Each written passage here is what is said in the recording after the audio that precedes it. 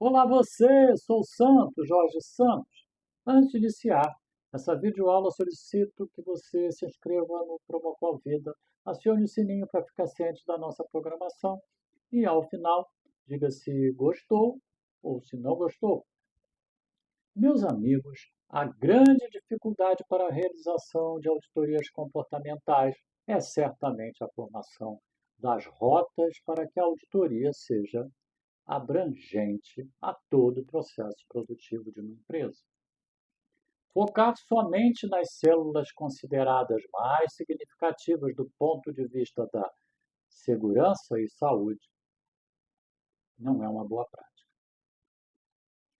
Não é uma boa prática, uma vez que os perigos e riscos de um processo produtivo podem não ser gerados somente nas áreas significativas, podem ser gerados em áreas intermediárias. Dessa forma, a análise do processo produtivo e a formação das rotas para a realização das auditorias comportamentais assume papel fundamental. Nessa videoaula, vamos apresentar, em complementação ao episódio 1, a videoaula Auditoria Comportamental, Procedimento Executivo, como elaborar as rotas para a auditoria comportamental. Vamos juntos, então?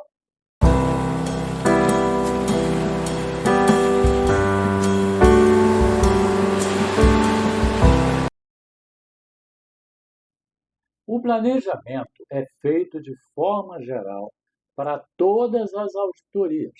Dessa forma, as rotas de auditoria definidas serão sempre as mesmas. Define-se uma vez só.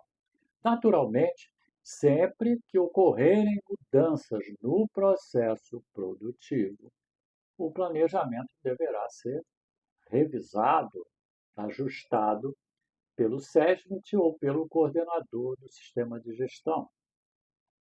A análise e a definição das rotas, dependendo da estrutura organizacional de cada empresa, deve ser feita por equipe constituída, não se limitando, vai depender de cada empresa, por engenheiro técnico ou analista de processo, que a empresa tiver nesse segmento.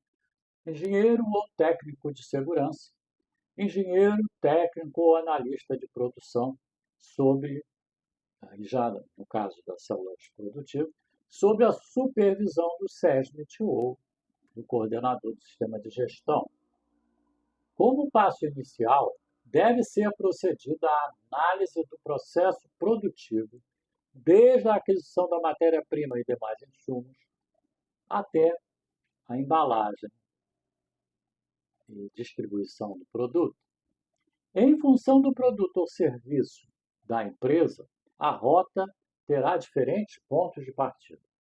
Por exemplo, uma empresa que produz sacos de pó de café, mas que também planta os cafeeiros, terá como início a plantação e a colheita dos grãos de café. Caso a empresa não tenha a descrição do seu processo produtivo, deverá ser traçado um fluxograma do processo, que é uma ferramenta que vai ajudar muito na concepção e depois na formação das rotas. Aqui no canal Promocol Vida temos uma aula, uma videoaula específica sobre isso. Chama-se Processo Produtivo, como mapear, controlar e melhorar. Eu deixo o link na descrição desse vídeo. O processo executivo da empresa deverá ser subdividido em rotas que demandem, no máximo, 1 hora de dedicação do auditor comportamental em cada auditoria. Não podemos esquecer que eles são gestores de outras áreas, vão estar fazendo um item a mais nas suas atividades, naturalmente, para não atrapalhar suas atividades de rotina. As células do processo, que pela sua complexidade e grau de risco de acidentes e incidentes, maiores, vamos dizer assim, deverão fazer parte de rotas mais curtas, que permitam ao auditor uma dedicação maior de tempo para a observação das ações e atividades nessas rotas. Para tanto, deverão ser consultadas as análises preliminares de risco e os relatórios de acidentes e incidentes do trabalho na empresa. Tanto um assunto quanto o outro vão ser temas específicos de videoaulas aqui no Promocol Vida que serão publicadas posteriormente. Muito bem. Rota de auditoria comportamental. O que é isso? Também chamado de trilha. A rota é o percurso que servirá de guia para que os auditores possam, na realização das auditorias comportamentais, se orientarem. A rota representa a garantia de que sejam auditadas todas as células componentes do processo produtivo. Dessa forma, é a ferramenta a ser usada pelos auditores para guiar a sequência de seus passos e ações durante a auditoria. O processo produtivo é dividido em várias rotas, em função do seu porte, naturalmente, da sua complexidade. Cada rota deverá ser definida considerando o tempo máximo de 1 hora, para que o auditor possa cumpri-lo na sua totalidade. Então, isso já é um fator limitador. Para cada célula produtiva incluída nas rotas, deverá ser feita uma descrição das atividades, incluindo insumos utilizados, as transformações. Transformações é o trabalho que se faz para agregar valor em cada item, em cada material, para gerar um determinado produto. O uso de máquinas e equipamentos, a descrição das instalações físicas, né? O uso de EPI e EPC, perigos e riscos, estatísticas de acidentes e incidentes, e características especiais, tais como calor, iluminação, que de repente façam parte dessa atividade. Como conteúdo, cada rota deverá conter pelo menos os seguintes dados. 1. Número de identificação da rota, vai ser uma numeração sequencial. E, quando aplicável, a denominação da mesma. Empresas muito grandes gostam de denominar cada rota com um título específico. Por exemplo, no caso da denominação, armazenamento de insumos, estoque e movimentação de produtos, embalagem e expedição de produtos, ou simplesmente o número sequencial. 2. Layout das instalações físicas das células, indicando a sequência das células produtivas abrangidas pela rota. 3.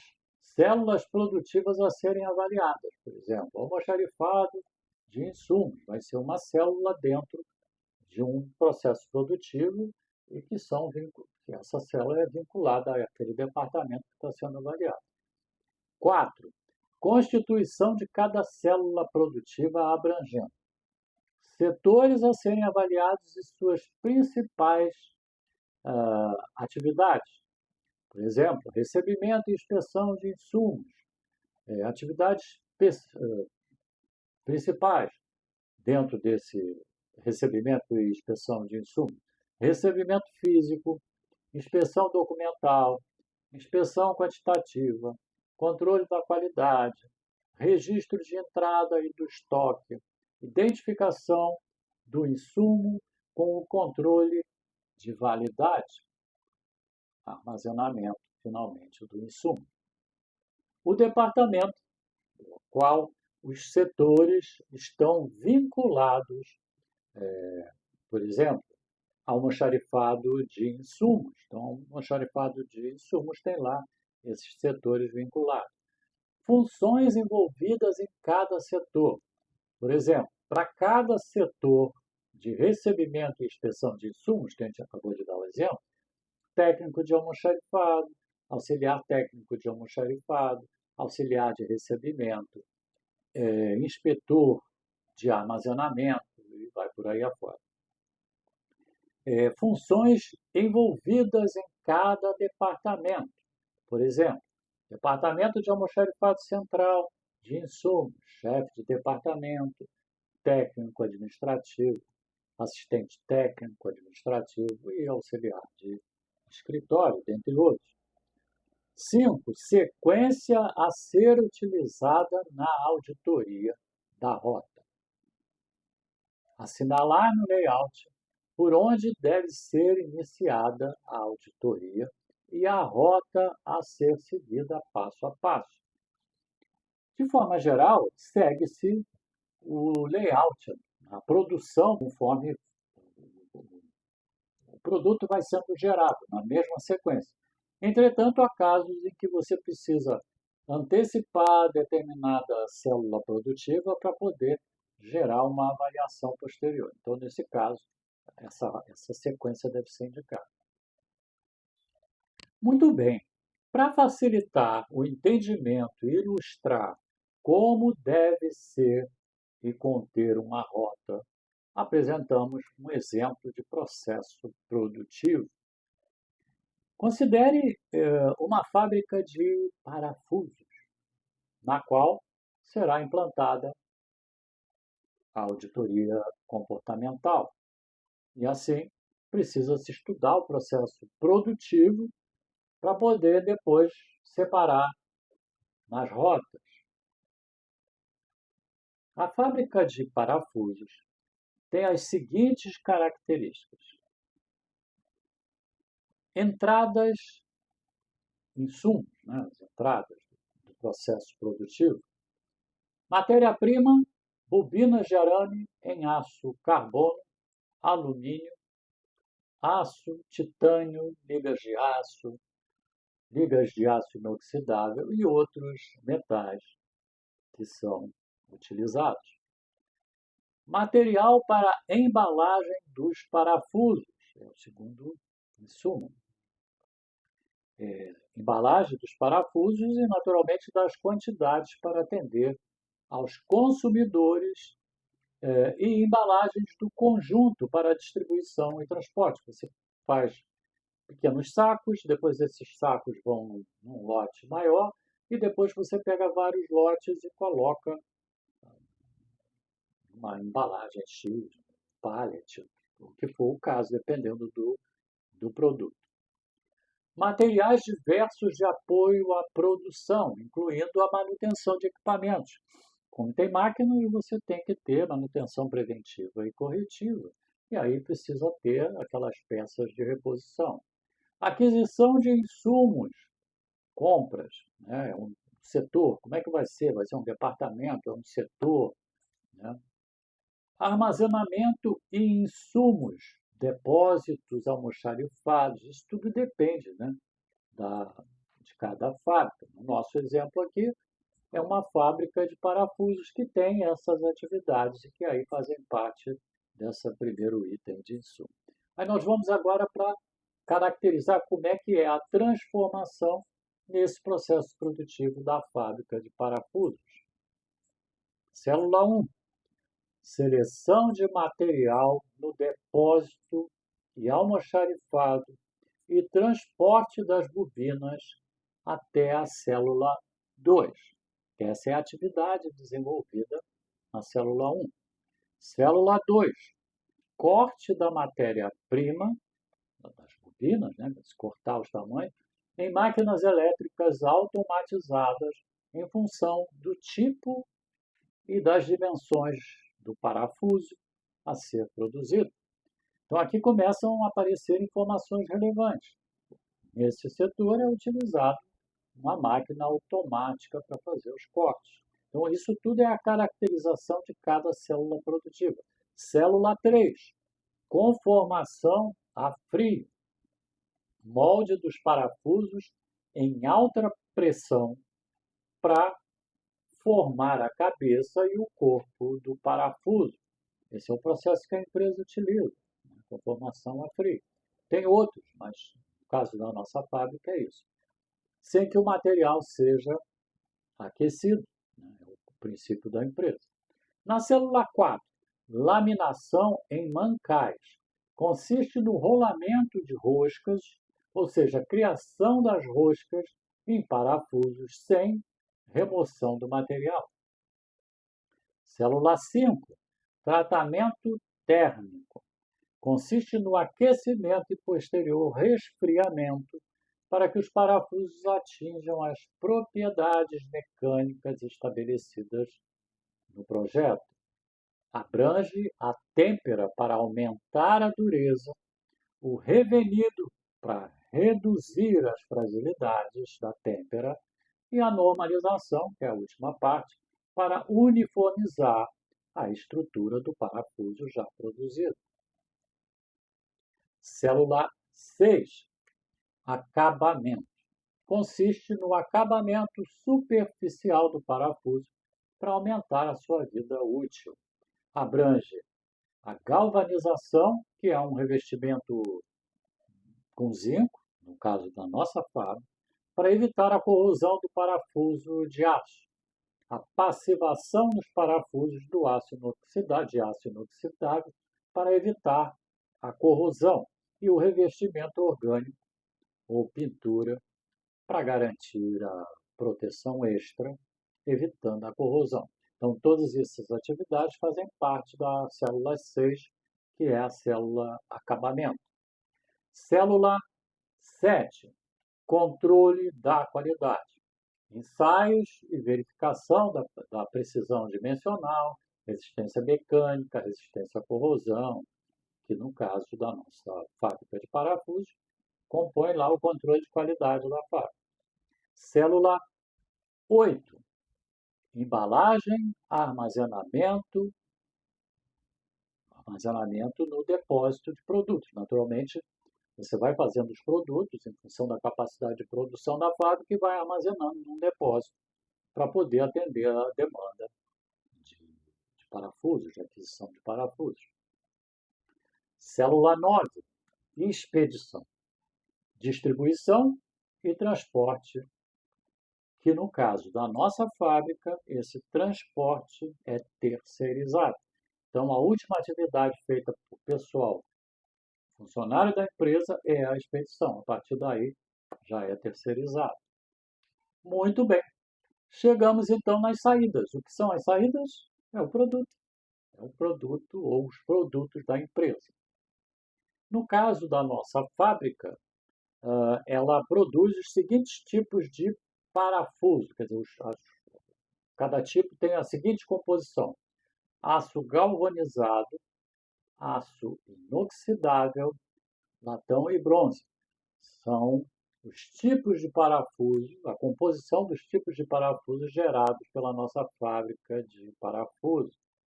Tipos de dimensões. E aí, quando se fala em termos de parafuso, é o comprimento e, obviamente, o diâmetro. Aí a empresa, a nossa fábrica de parafuso, tem as seguintes classificações: A, B, C, D, E, F, G e H. Naturalmente, cada letra dessa tem lá as dimensões padronizadas, em termos de comprimento e diâmetro. Tipos de cabeça.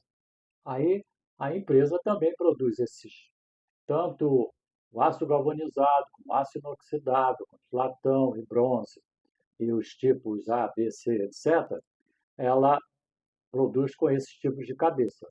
Fenda, Philips, Allen, o Tox e o Robertson. São itens mais comuns de tipos de cabeça de parafuso que tem no mercado.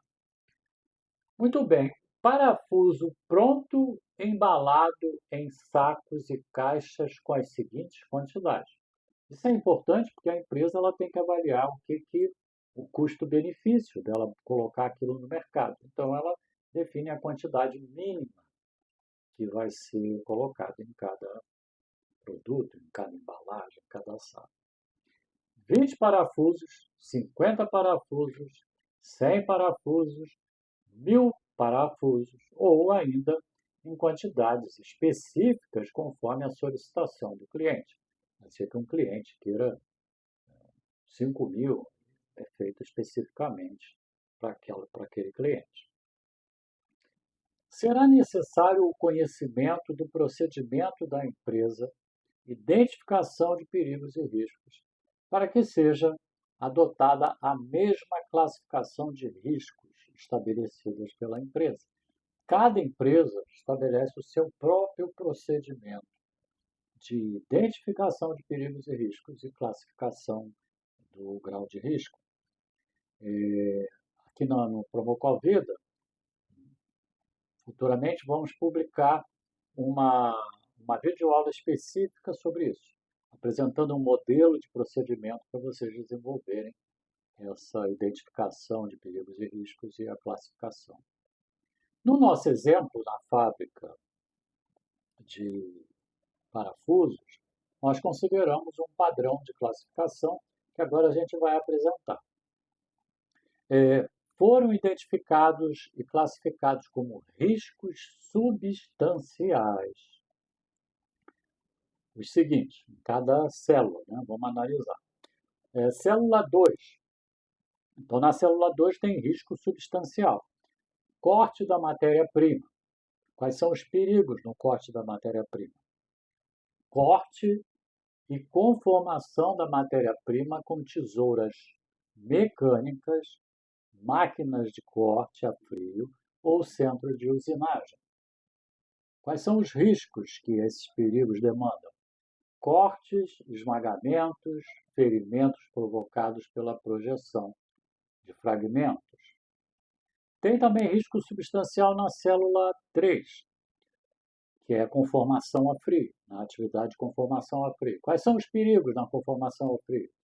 Moldagem do metal em temperatura ambiente mediante o uso de máquinas de conformação em alta pressão. Então, o perigo é esse. Né? E os riscos? Quais são os riscos gerados por essa atividade? Esmagamentos, aprisionamento e cortes provocados pela projeção de peças. Também temos riscos substanciais na célula 4, na atividade de laminação. Os perigos: esmagamento de membros, choques elétricos, queimaduras e os riscos relacionados à lubrificação e resfriamento inadequados que podem promover acidente. Também temos riscos substanciais na célula 5, tratamento térmico. Essa atividade de tratamento térmico. Os perigos: incêndios, explosões, falhas em equipamentos. Os riscos: queimaduras, problemas de saúde devido à exposição ao calor excessivo e ou exposição a substâncias tóxicas. Bom, agora vamos ver os riscos identificados e classificados como moderados ou toleráveis. Na célula 1, seleção dos materiais. Na célula 6, acabamento.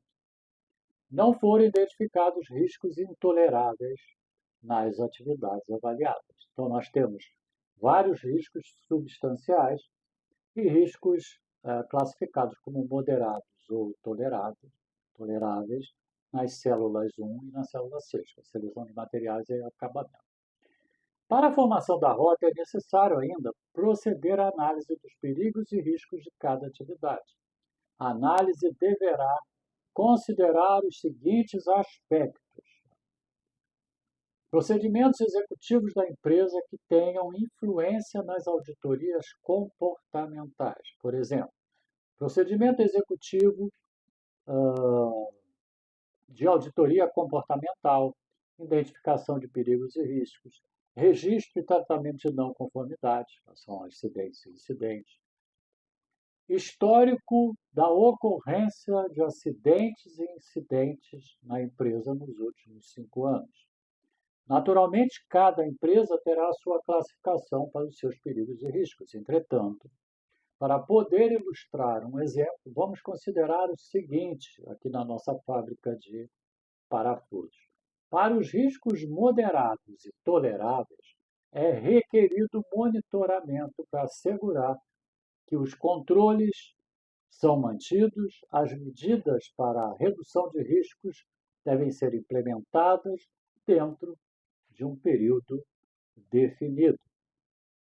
Para os riscos substanciais, lembra que a maior quantidade de riscos na nossa fábrica de parafusos são riscos substanciais, o trabalho não deve ser iniciado até que o risco tenha sido reduzido.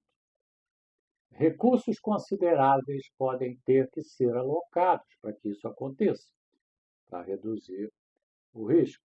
Se o risco envolve trabalho em desenvolvimento, deve ser tomada uma ação urgente.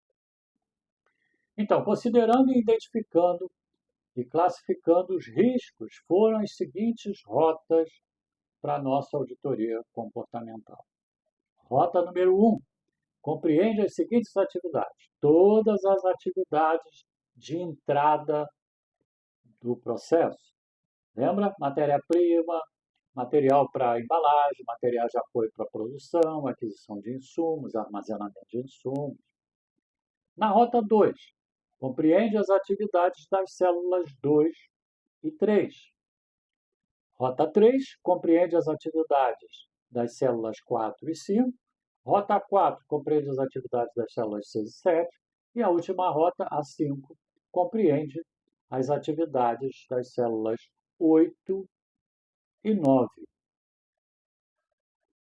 E aí nós temos definidas as nossas rotas, já podemos iniciar os treinamentos para poder realizar as nossas auditorias comportamentais, obedecendo o que foi apresentado no episódio 1, procedimento executivo, e o que acabou de ser apresentado aqui no episódio 2.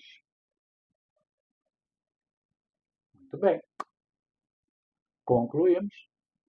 Então, essa videoaula te ajudou?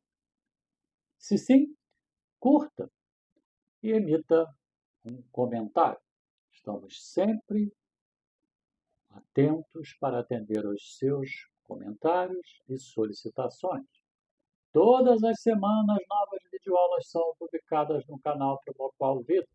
Se inscreva no Promoqual Vida, acione o sininho para ficar ciente da nossa programação.